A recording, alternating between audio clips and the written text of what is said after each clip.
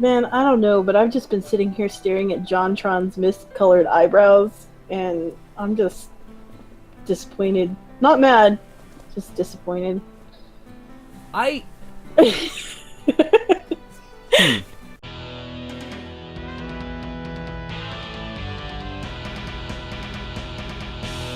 Hmm. then that freaking bird looked so happy to be so evil. Yeah, that does describe the character of Jacques. He's a bird. I have no whimsy or fun in me at all. No burb love. No bird blood. I hate birds. I hate them. Here, I'll reveal a little real fact about the man behind the Advocado. I have a phobia of being underneath birds. Right? I get it. I totally do. Like, I went to this pet store, and it's like Walter's World of Pets, and like they mostly focus on birds. And there's this tree of parakeets, like free-range parakeets. They are not in a cage. They're hanging out on this tree, and I see one that I think is particularly pretty, and I bend down to the base of the tree to pet it, and they swarmed me. And the lady at the pet store told me they had never seen them do that before. Of course. They hate me. They're out to get me. Birds. Birds. Got my eye on you, Jacques. Okay. Blurred. Oh, hey, let's actually start an episode. Yay! Hey, this is Eva Guacamole Gaming. I am the Devil's Advocado, and joined once again for the third time for this special guest. Maggie from Tumblr. I'm just from Tumblr. I don't do Let's Plays usually. Well, but you do art. I do art, yes. So from That's the art being That's Aria having. Davidson at tumblr.com. That's the one. Give me money. Hey, Brad, flash it on screen. Don't give me any of your sass either. He's talking to himself again. Damn right I am. Who else is going to talk to me? No one. No one is. Everything. All the voices are just in my head. What? Oh, sorry. I literally phoned this in and he added it to the recording, so. Okay. I think the audience may be thinking I'm the one who phoned it in, but... Well, we left off with being explained that the normal Boots Club are the hottest boys in school, which is laughable. Yeah, they're a bunch of nerds. There's a bunch of nerds. But, now we are being introduced to them one by one, and that bird is wearing a jacket, and it's adorable. Yes, it is. Even if it is an evil, evil bird. Okay. That one right there is John, also known as John Tron. His bird's name is Jacques. John is also the president of the drama club here at school. That doesn't surprise me. Next to him is PBG, also known as Peebs. Bye. He and John founded the Normal Boots Club together. PBG is one of the best soccer players on our team. And then there's Gerard. People call him... Oh, no, I know Gerard. Sorry. People call him the completionist because he's obsessed with completing things. He has the biggest itty-bitty kitty collection I've ever seen. Is that a fucking Neko Atsume joke? Maybe? Next to him is Jared, also known as Pro Jared. He's a model. A model. 2 6 o'clock down catwalk. And then there's Satchbag, but everyone calls him Satch. He's like crazy smart. And those guys over there are Paul, Nick, and Josh. They write a column in the school newspaper called Continue? You have to read it as a question. I actually tilted my head too. You may be able to hear my neck popping on the audio. Paul, the one setting up, is the student council president. The guy at the end there is Shane. He knows more about video games than anyone. Ever. Oh, God. She exhaled a dreamy sigh into her mashed potato. So is that a metaphor? So, how would... Go ahead. If she exhaled them into the mashed potatoes, I want to believe, like, she, like, melted till her face was, like, in them, and then she just sighed with the face full of mashed potatoes. And no one is thinking this is weird. And it's just made this... Except for... Yes, it bubbles. Hannah's the only one who perceives reality and is like, what the fuck is going on here? Okay. So, how would someone, join the Normal Boots Club? You don't choose the boots, Hannah. Hannah. No. The boots choose you. So they're like dogs? What does that even mean?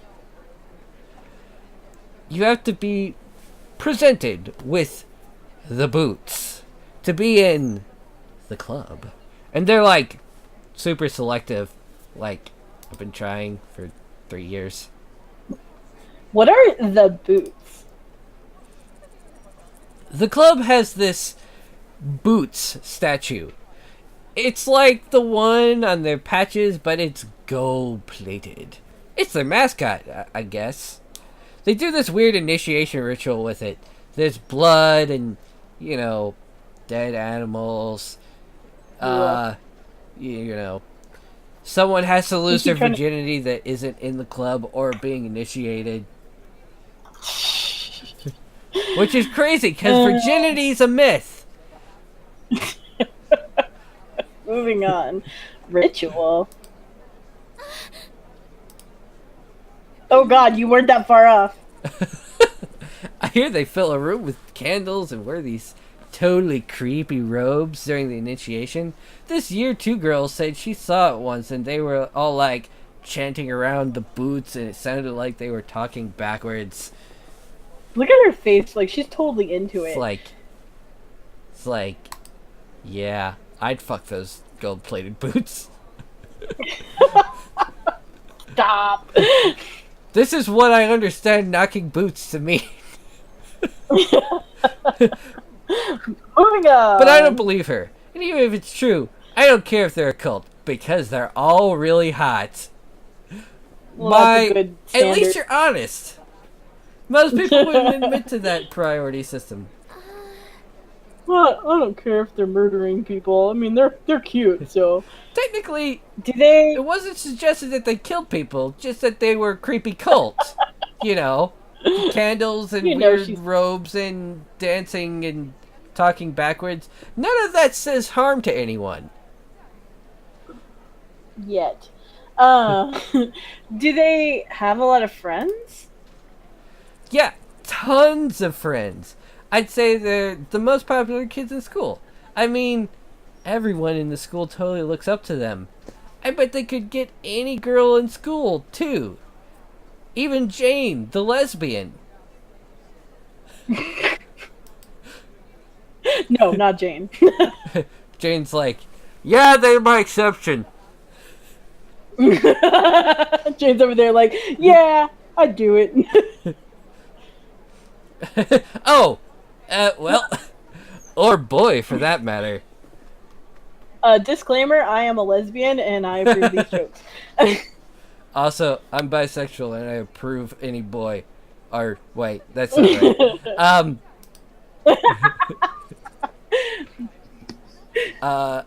Hey, are you gonna eat your cake? That was all really dramatic and then she switched to cake. I shook my head and pushed the plastic tray across the table to her. For the remainder of lunch, I listened to Mai talk about Jared through mouthfuls of half-dissolved frosting. Back at the dorm, I sorted through the pile of textbooks the school left for me. My radio was playing a poppy tune, equal parts music to static. Mai fervently scribbled in a notebook at her desk, hunched over it with strikingly poor posture. Hey, Mai? Mm-hmm. She didn't bother to look up. Am I supposed to have a textbook for History 309?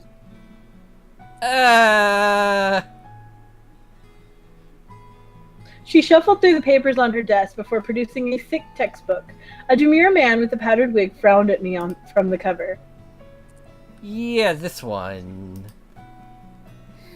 I sighed. I don't have that one. The school must have missed it. Mai shrugged and set the textbook back in her pile. They have a bunch at the library. You just check one out. Where's the library? Mai rifled through her... is that how you spell rifled? Anyway, rifled through her notebook and wrote something down. She tore the page out and handed me a crudely drawn map. Butts be here. Oh, okay. So she's searching for booty? No. Good night, folks. Okay. Oh, okay. Well, I'll be back in a little bit. Treasure maps? Yeah, that was the joke. I'm slow on the... I'll edit out that response. Like, I kind of like... That was a joke. I knew the whole time. Oh, come on. It took me at least 20 minutes to find the library. By the time I realized I was holding the map upside down, the sun was setting. Sorry, that's actually funny. The library was much larger than I expected. The walls lined from floor to ceiling with books of all sizes on rough wooden shelves. Intimidated, I headed for the front desk. A recognizably green and gray jacket was bent behind the counter. Normal boots. I briefly considered running away. Who wants them? I'll take him. I think I could probably do the entire set of the normal boots, because probably there's not going to be an overwhelming amount, and most of them are going to be interacting with Hannah. So I think. True. Can I help you? You know what? I don't care. I mean, I'm probably going to be channeling Jaleel White. It happens. It's a nerdy black character, and I didn't want to... It's a less racially insensitive voice than, like some kind of Barry Manilow or other, like, deeply... I was honestly afraid you were going to do that. Like, I may have actually considered it for a moment there. Like, actually, like, there was, like, half of a second of deciding on Jaleel White. Before then, I was totally going to do, like, Barry Manilow. And then, like, it's like, no, I can't do that. That's a bad idea. Or Barry Manilow or Barry White? Like, that one. Hey, baby. We need to get ourselves together. Yeah, that's I don't know. Barry White. Without Googling, I'm pretty sure it's Barry White. They're both musicians, which mean I equally don't know what's going on. Pretty sure Barry Manilow was a pretty weird looking white guy, but I'm not good with older musicians, so anyway. Can I help you? If we're wrong. Too late. Can you tell me where 50 Shades of Grey is? No. We don't, keep rape fix here, thank you. The school forgot to give me one of my textbooks. I was told I could get it here. Which one is it? Also, this is very much, Ross's nerd voice. Yeah, it kinda is. The History 309 textbook? He stepped from behind the counter and motioned for me to follow. We dodged between the aisles in a comfortable silence. He seemed friendly enough. I should say something. What was his name again? Shane? Gerard? John? No, not John. Thatch. Huh? Oh, you work here? Ugh, of course he worked here. He chuckled, dimples appearing on his cheeks. Well, that's cute. Yeah, I'm the librarian's assistant. It's my second year, and I love it. I get to help people find books that speak to them. They're in the audiobook section. Stop. I like how I tell people to stop when their jokes actually make me laugh. Okay. His eyes twinkled like a kid's on Christmas. Your book's right down here. He stopped at a row of thick, dusty books. Was this all history? And pulled out the book with the powder-wigged man I saw earlier. Thanks. He waved his hand.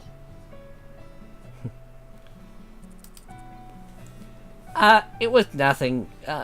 Do you need help with anything else? You can give me your dick. No, never mind.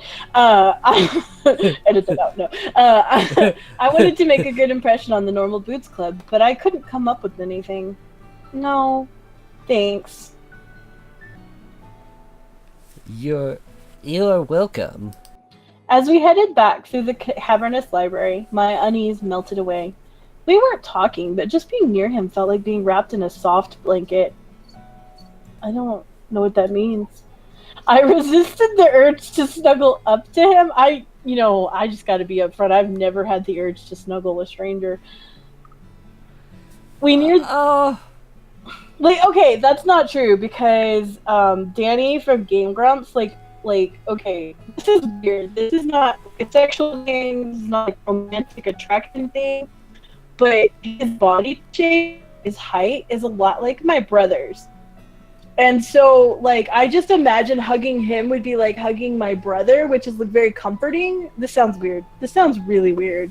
No, it makes perfect sense to me. So, I've always kind of wanted to hug Dan, because I just feel like he would have that same, bony, warm hug. And I really want to hug Dan. But that's probably, the closest I've ever gotten to wanting to snuggle a stranger. We neared the front desk, stepping around a clump of studying students. As we passed, one of them shifted. Something white flew past my face. A thick piece of triangular paper lay at my feet. I bent over and picked it up. It was surprisingly heavy. There was a quarter inside of it. If I was just a hair slower, it would have hit me in the face. The student snickered, and I recognized the boys that made fun of my hair this morning among them. My heart dropped. I scanned my memory for anything I might have done to offend them, but came up with nothing. My hand started to shake. I hid it behind my back, trying to think of some way to defend myself. Why did you do that? Did we have a voice for sport? No, we had Tall Boy and not Sporty Boy. I don't remember what it was. It was not Sporty Boy. Sporty Boy is gonna be totally Jock. What do you mean? That came out kind of... I was Posh Boy. We were just messing around. Are you suggesting we did it on purpose? I faltered. There was nothing... That's not what I read the first... I can't believe... Wow, my brain is, in the gutter. I totally read... I farted. It's well, that made things worse. We're adults. Okay. Adults. I need an adultier adult. Okay. There was nothing I could say. I was outnumbered. They would twist my words around no matter how straightforward I was. No, sorry. One of the boys held his hand out for the paper. I inched closer to give it to him, angry at myself for being so compliant. I wish I were... A gentle warmth closed over my hand and took the paper from me. Satch examined the paper closely. Okay. I see what the problem is. Your aim would be better if you cut the corners before you folded it. Don't help them. Actually, I think I know what's gonna happen. He placed the paper on the table. The boy looked at him in sheer awe. Be careful, though. You almost hit her. That would have been... awful. I would have killed you, you fucking dicks.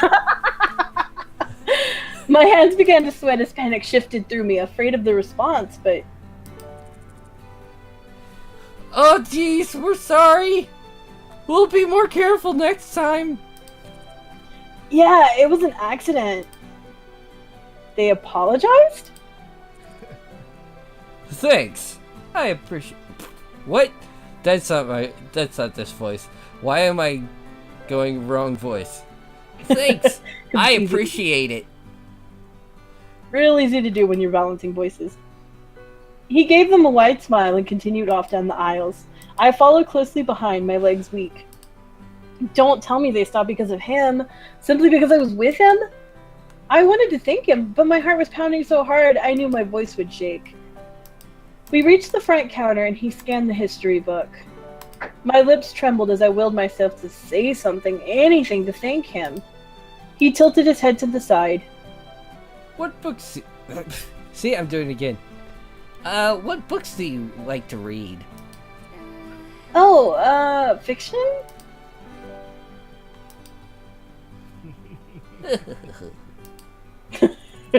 He chuckled. I just Sorry, finished I a good book. I think it'd be right up your alley, if you don't mind me saying so. He reached under the counter, pulling out a thick green book and passed it to me. A man in black stood on the front, hugging a woman in royal robes. It's, long, but it's one of my favorites. The Princess Betrothed. Is that a freaking Princess Bride reference? That's awesome. I love it. I'm clapping. That's one of my favorite books and movies. I have not read the book, but it is one of my favorite movies. The book is... even more the so, book is Jezebel Peppers. Like, oh my gosh, I love it so much. we actually have a local theater that had it in the theater. Like, it's like a place that shows old movies. Yeah. But we have a... Oh, go ahead. But we're not able to make it because the baby. Aww. Yeah, we have a place called Alamo Draft House that does quote-alongs. And they'll show it occasionally, and you could go and you could quote along with it, and they'll give you props to play with while you're watching it, and you're supposed to use them at certain moments. It's really cool. That's fun. Yeah. Okay. We definitely need to cut this episode at this point. Okay. This is, well, let's just get to it. This has been Evil Guacamole Gaming. I am the Devil's Avocado, and I've been joined once again by my very special guest, Maggie! And, we will see you next time. Farewell. Bye-bye.